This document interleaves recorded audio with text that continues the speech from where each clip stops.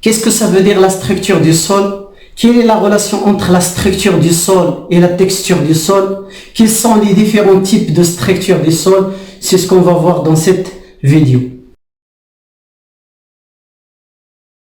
Ravi de vous retrouver mes chers élèves sur votre chaîne SVT sur tableau noir. L'objectif de cette séance est de comprendre la structure du sol, les différents types de structure du sol. Donc avant d'entamer la structure du sol, on fait un rappel concernant la texture du sol. La texture du sol, c'est le pourcentage des éléments minéraux, argile, limon et sable, qu'on a représenté la dernière séance dans le triangle des textures. Pour comprendre la structure du sol, je vais vous présenter 3 échantillons du sol. Le premier échantillon, c'est l'échantillon où il y a l'abondance des grains de sable. Deuxième échantillon où il y a les particules d'argile, l'abondance de l'argile qui peut avec de l'eau se compacter.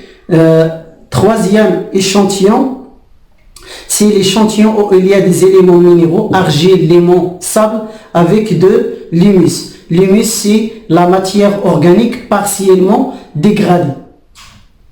Donc, à partir de ces 3 échantillons, on va essayer de définir la structure du sol. Donc, ici, on observe que les particules de sable n'ont pas la même organisation que les particules d'argile, et les particules d'argile n'ont pas la même organisation que le 3e échantillon. Donc il y a une différence d'organisation, c'est ce qu'on appelle la structure du sol. Donc la structure du sol, c'est le mode d'assemblage ou bien d'organisation ou bien d'arrangement des particules minérales. Les particules minérales qui existent dans le sol sont le sable, le limon, l'argile, et organiques, les déchets organiques, l'humus d'un sol entre elles. Donc le mode d'assemblage des particules minérales et organiques d'un sol entre elles constitue ce qu'on appelle la structure du sol.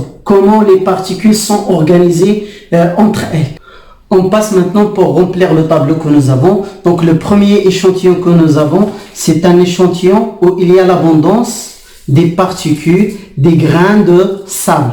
Donc il se compose essentiellement de sable. Donc si on représente cet échantillon sur le triangle des textures, on va trouver que la texture elle est sableuse parce qu'il se compose essentiellement de sable, sableuse.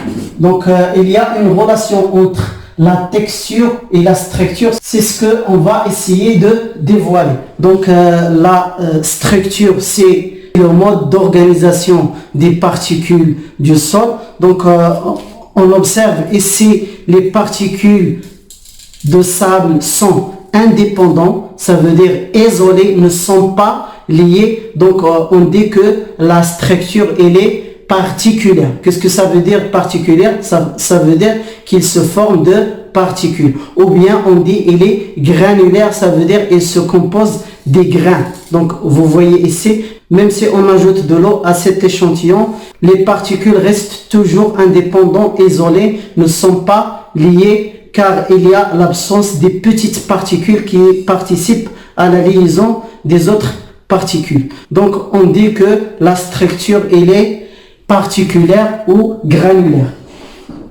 Donc, particulière ou granulaire.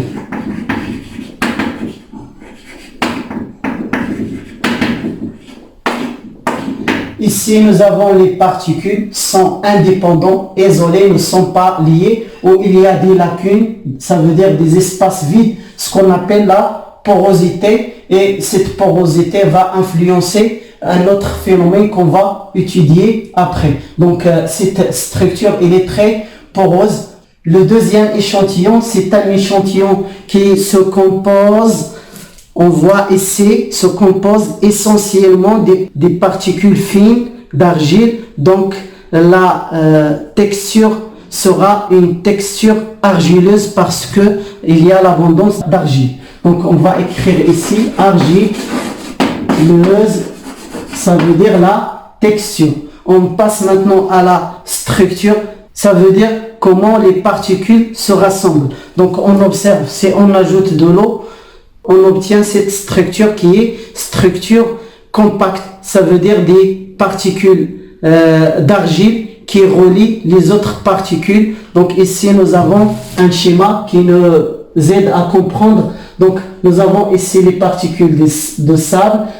On peut trouver d'autres particules, par exemple les particules d'éléments, et toutes ces particules sont noyées dans une masse d'argile. Donc l'argile constitue le ciment de cet échantillon. Donc on dit que la structure elle est compacte.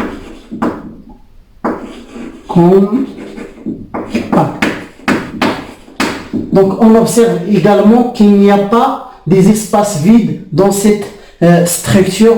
Donc elle se caractérise par une très faible porosité. Donc les espaces vides sont absents. Le troisième échantillon, c'est l'échantillon où il y a des particules argile, limon et sable qui constituent des éléments minéraux avec la présence de l'humus. L'humus, c'est la matière organique partiellement dégradée. Ce sont les déchets organiques partiellement dégradés. J'ai ici un échantillon de l'humus. Ce sont les déchets organiques qui sont partiellement dégradés, donc constituent ce qu'on appelle l'humus. Donc dans cet échantillon, on observe qu'il y a des particules minéraux, sable, limon, argile, constituent la partie minérale. Donc il y a une texture qui est mixte avec de la matière organique partiellement dégradée, c'est l'humus. Et ces particules, elles se rassemblent en agrégats. C'est un mélange de ce qui est organique et minéral en agrégat, en grumeaux ou en glomérule. Donc on parle de structure glomérulaire. Donc, et cette forme en agrégat, on l'obtient grâce à l'existence de l'argile et l'humus qui constituent ce qu'on appelle un complexe argilo-humique. Les particules d'argile et l'humus, ce sont des colloïdes qui participent à la liaison des autres particules en agrégat ou en grumeaux. Donc on parle de structure glomérulaire, on parle de structure glomérulaire ou grumeleuse.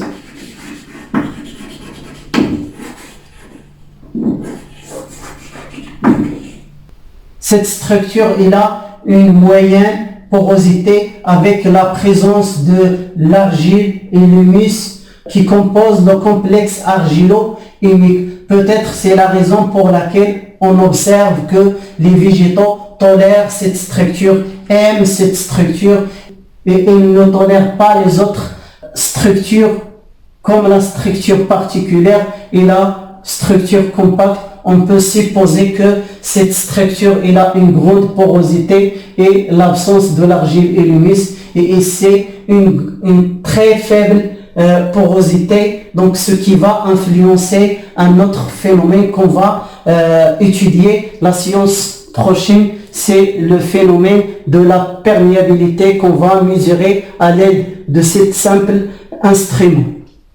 Donc ici, je vais vous écrire les définitions pour maîtriser ces trois types de structures. On passe maintenant à la définition de chaque structure. Nous avons la première structure, c'est la structure particulaire ou granulaire. C'est une structure qui se compose essentiellement des éléments sableux. Nous avons ici des éléments sableux isolés et indépendants, ne sont pas liés et avec une grande porosité. Donc la première structure, c'est une structure particulaire ou granulaire où il y a des éléments de sable isolés, indépendants, ne sont pas liés, avec une grande porosité. La deuxième structure, c'est la structure compacte. C'est une structure qui se compose essentiellement des particules d'argile qui relient les autres particules en une masse compacte avec une très faible porosité. Ici, nous avons la structure compacte qui se compose essentiellement d'argile avec une faible porosité. Troisième structure, c'est une structure glomérulaire ou granulaire où il y a des agrégats, des particules en agrégat. C'est un mélange de ce qui est organique et minéral et constitue des glomérules ou des granaux. C'est pour cette raison on parle de structure glomérulaire ou granuleuse. C'est une structure où les éléments minéraux et organiques forment des agrégats. Ici, nous avons des granaux ou des glomérules. C'est l'association des éléments minéraux avec les éléments organiques qui constituent des agrégats et dans la structure glomérulaire ou granuleuse. Donc, c'est une structure où les éléments minéraux sont le sable, limon, argile et organique qui est l'humus forment des agrégats en granaux grâce au complexe argilo-humique. Ce complexe se constitue des particules argileuses et des particules humiques, ce qui compose un complexe qu'on appelle un complexe argilo-humique. Cette structure présente une porosité moyenne. Donc on a terminé maintenant les trois structures. La séance prochaine, on va voir l'influence de structure du sol sur le phénomène de perméabilité. Donc à la séance prochaine, Inch'Allah.